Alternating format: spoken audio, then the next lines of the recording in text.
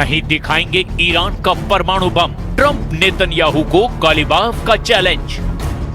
Iran के परमाणु ठिकानों पर अगर अमेरिका और इजराइल की सीधी पहुंच हो जाती है तो ये वाकई अमेरिका और इजराइल की ईरान पर सीधी जीत साबित करने का एक बेहतरीन मौका हो सकता है।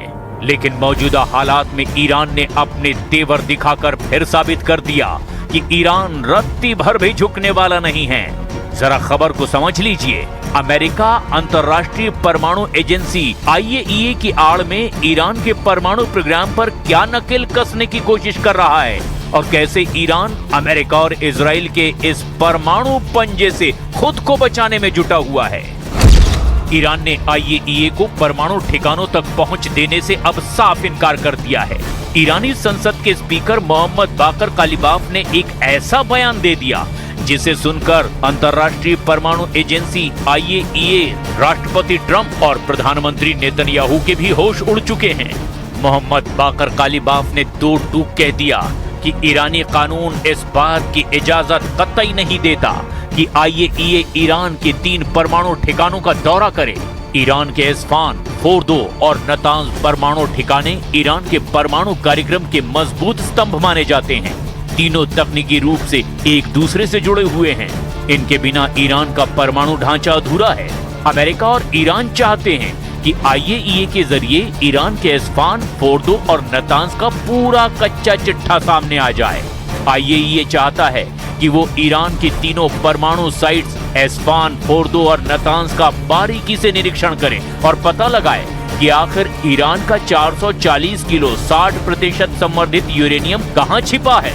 अब आप ये भी जान लीजिए कि ईरान के ये तीनों परमाणु अड्डे आखिर क्यों इतने ज्यादा अमेरिका, इजराइल और IAEA की आंखों की किरकिरी बने हुए हैं। यहाँ मुख्य रूप से यूरेनियम कन्वर्जन फैसिलिटी यानी कि UCF काम करती है। ईरान की खदानों से जो कच्चा यूरेनियम लाया जाता है, जिसे येलो केक कहते हैं, उसे यहाँ रासायनिक प्रक्रिया के जरिए यूरेनियम हेक्साफ्लोराइड गैस यानी कि UF6 में बदला जाता है। इसी गैस को बाद में संवर्धन के लिए दूसरे संयंत्रों में भेजा जाता है। यहाँ संवर्धित यूरेनियम के परमाणु रिएक्टरों के लिए फ्यूल रॉड्स यानी ईंधन की छड़ें तैयार करने का काम भी होता है। इस्फान के आसपास ईरान का एक बहुत बड़ा सैन्य बेस और एयर डिफेंस सिस्टम तैनात है, क्योंकि इस क्षेत्र पर हमला पूरे परमाणु कार्यक्रम की रीढ़ तोड़ने जैसा माना जाता है। ईरान के पवित्र शहर कुम के पास मौजूद ये संयंत्र सुरक्षा के लिहाज से सबसे अभेद्य और रणनीतिक रूप से सबसे खतरनाक माना जाता है। फोर्दो को एक विशाल पहाड़ी के अंदर लगभग 250 से 300 फीट गहराई में कंक्रीट की मोटी परतों के नीचे बनाया गया है। इस बनावट की वजह से ही इस पर पारंपरिक हवाई हमलों का या फिर बड़े बंकर बस्टर बमों का असर होना लगभग नामुमकिन माना जाता है।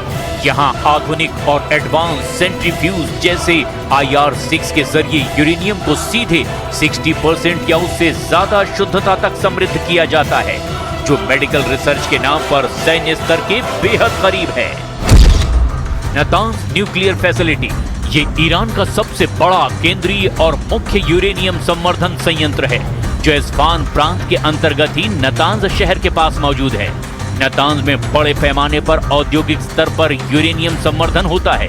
यहाँ जमीन के ऊपर और जमीन के नीचे विशाल हॉल्स बने हुए हैं, जहाँ हजारों की संख्या में सेंट्रीफ्यूज 24 घंटे घूम करके गैस को समृद्ध करते हैं। अपनी विशाल क्षमता के कारण ही ये संयंत्र हमेशा इजराइल और अमेरिका के निशाने पर रहा है। The denuclearization of Iran is moving along well. They've had very good meetings, and we'll see. We hit them very hard for 3 nights, as you know, but we're getting along very well. نسبت به تفاهم نامه مصریم، یعنی ما هم در حال گفتگو هستیم، هم اگر گفتگو رو نخوان اجرا بکنن آماده جنگ هستیم و عکس العمل نشون میدیم و حتما طبق اون کار رو داریم. इसीलिए Iran ने दो टूक कहा है कि हाल में हमले का शिकार हुए अपने परमाणु ठिकानों का निरीक्षण करने के लिए अंतर्राष्ट्रीय परमाणु एजेंसी के निरीक्षकों को वो अनुमति नहीं देगा। ईरानी संसद के अध्यक्ष मोहम्मद बाघेर कालिबाफ ने कहा कि इन ठिकानों तक IAEA की पहुंच की खबरें पूरी तरह से गलत हैं और देश का कानून इसकी इजाजत कतई नहीं देता।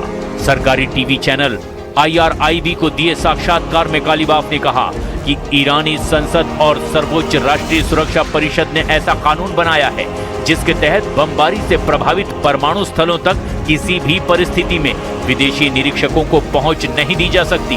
उन्होंने कहा कि निरीक्षकों को वही पहुंच मिलेगी जिसकी अनुमति सर्वोच्च राष्ट्रीय सुरक्षा परिषद देगी। ईरानी संसद के अध्यक्ष मोहम्मद बागेर गालिबाफ ने दो टूक कह दिया कि फिलहाल IAEA को केवल 2 परमाणु प्रतिष्ठानों बुशर परमाणु ऊर्जा संयंत्र और तेहरान अनुसंधान रिएक्टर तक ही सीमित पहुंच दी गई है और ईरान इसी व्यवस्था का पालन करेगा। 125 दिन से जबरदस्त संघर्ष, ईरान डील में डबल धोखा। अमेरिका ईरान में अब जल्द ही बड़ा समझौता हो सकता है। अमेरिका के राष्ट्रपति ट्रंप इस बात का संकेत बार बार दे रहे हैं। उनका कहना है कि कुछ ही घंटों में अब अमेरिका और ईरान के बीच फाइनल डील हो सकती है। लेकिन सवाल ये है कि क्या वाकई ईरान के साथ खुले मन से समझौता करने जा रहे हैं या फिर समझौते की आड़ में ईरान के साथ सिर्फ धोखा हो रहा है।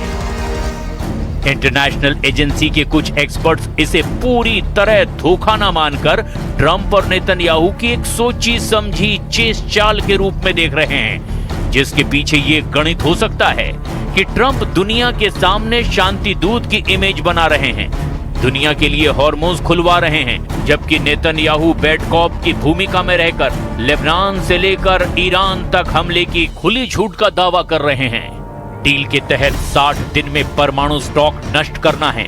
अगर ईरान अपनी डील से मुकरा तो ट्रंप को दोबारा नैतिक और लीगल आधार मिल जाएगा और वो ईरान को तबाह कर डालेंगे।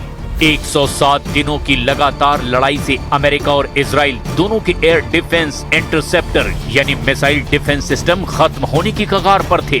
इस डील के बहाने इजराइल और अमेरिका को अपने हथियारों का स्टॉक दोबारा भरने का वक्त मिल गया है, क्योंकि इजराइल ने आधिकारिक तौर पर कह दिया है कि वो इस डील का हिस्सा नहीं है। इसीलिए नेतन्याहू ने चालाकी से खुद को अंतर्राष्ट्रीय बंधनों से मुक्त कर लिया है। अमेरिका दुनिया से कहेगा कि वो शांति चाहता है, लेकिन इजराइल पर्दे के पीछे से ईरान के परमाणु ठिकानों को निशाना बनाएगा और मोसाद के जरिए गुप्त और सर्जिकल हमले जारी रखेगा। इजराइल सीज फायर के आधिकारिक रूप से लागू होने से पहले ही हिजबुल्लाह और ईरान के शीर्ष कमांडरों को चुन चुन कर निशाना बनाने की नीति जारी रखेगा, ताकि समझौते के वक्त उसकी स्थिति कमजोर न रहे। अगर अमेरिका के दबाव में इजराइल को फ्रंटलाइन वॉर यानी कि आमने सामने का युद्ध रोकना भी पड़ा, तो भी मोसाद के जरिए ईरान के भीतर सीक्रेट ऑपरेशन, साइबर हमले और परमाणु वैज्ञानिकों या ठिकानों को गुप्त रूप से निशाना बनाने का सिलसिला थमेगा नहीं। ये तो लगभग तय है। We want durable commitments that are verifiable and backed up by inspections that Iran will denuclearize their entire country. Some days actually more oil coming out of the Strait than came out before the war even started. So there's this element of the where the world oil economy is kind of getting back into gear. That's going to take a little bit of time, but you've already seen the prices come way down. अब ऐसे हालात में अगर Iran अपने परमाणु ठिकानों को छिपाने में कामयाब रहता है, तो इजराइल इसे अमेरिका की रणनीति की बड़ी हार मानेगा। और अगर ऐसा हुआ तो ईरान का परमाणु दांव पूरी तरह से अमेरिका और इजराइल पर भारी साबित हो सकता है।